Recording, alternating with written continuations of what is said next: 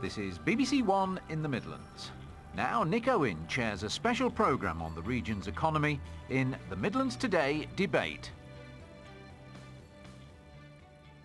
Hello, welcome to the heart of the Black Country for a special debate on the spending cuts which could shape the West Midlands for decades to come.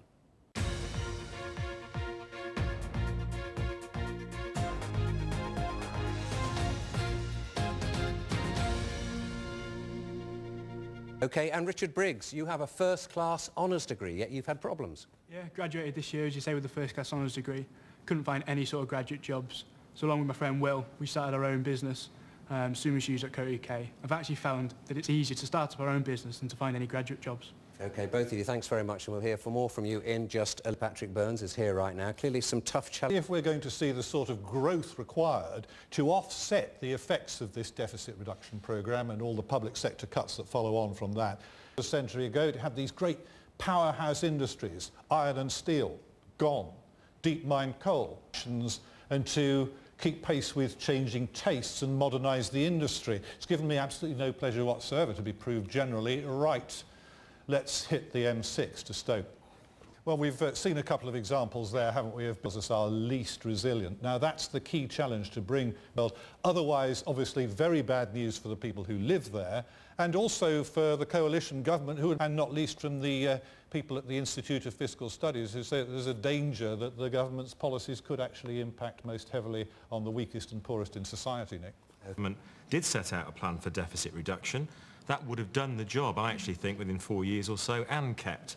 I mean, I do agree with Tristan in point, and I do think that in our region we've got phenomenal ability to withstand some of the worst things that have happened to industry over the past 50 years, really. And I greatly commend Will and Richard. The government will help you when you start taking people on. A lot of issues there from Digby Jones. Is he right? Let's talk to Richard Briggs. Tough enough getting a job already. You couldn't get one with a first-class honours degree. I know all the way through university I didn't expect a job, but I was always told that, you know, do as hard as you can, get a good degree. I did the sandwich course as well, so I did an extra year out, industrial placement. So I've got the experience, but still, at the end of it, nothing came of it. I struggled to find any jobs that were taking on. The ones that were taking on, more often than not, got nothing back from them. And the ones I did get something back from, there was, you know, there's no jobs. So what did you do about it? Basically, along with my friend Will, he graduated the year before me, so he's had a year of the exact same problem. We started up our own business, and to be honest, to get the clients around the local area has been tough.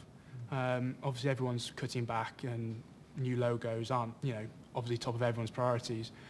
But the ones that are going on understand that, you know, you need to go forward to get, you know, you can't just sit there and wait for this sort of market. You need to go forward and grab something. And we found that those sort of people are enabling us to get a job where we couldn't get a job in the market on our own as graduates. Sitting next to you is the NUS President, National University Student. We have skilled graduates and we must have skilled technical people as well. Which wants to expand, which wants to build a university quarter. These cuts are ideological. They're going too far, too fast. It's man. But let's also take the point that we do... Money. It's not our money. It belongs to the public. Birmingham City Council income. We've got to be careful because otherwise with the property market... You're John Griffin. Let me just explain. From Connections, yes? From Connections. And the area-based grant that funds Connections will go from the end of March. What, completely? Yeah. And we've also... So you're saying that Paul Tilsley's lying?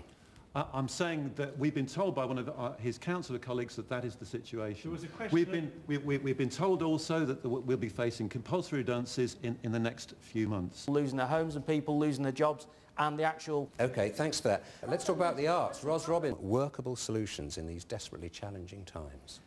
That's what we've been trying to do. I agree with the Bishop, incidentally, that this is a very painful conversation. We're just at the early stages. It's a four-year... This is a discussion which will only develop, given that we're at such an early stage. As Nick Clegg was saying today, we've got the comprehensive spending review coming up in a month's time. And by way of light relief in the spring, guess what? A budget, which is not exactly going to add to our enjoyment of life, one suspects. But, and it seems to me that the big challenge that ministers have set themselves to answer. But for now, from West Bromwich, in the heart of the Black Country, a very good night to you. Bye-bye.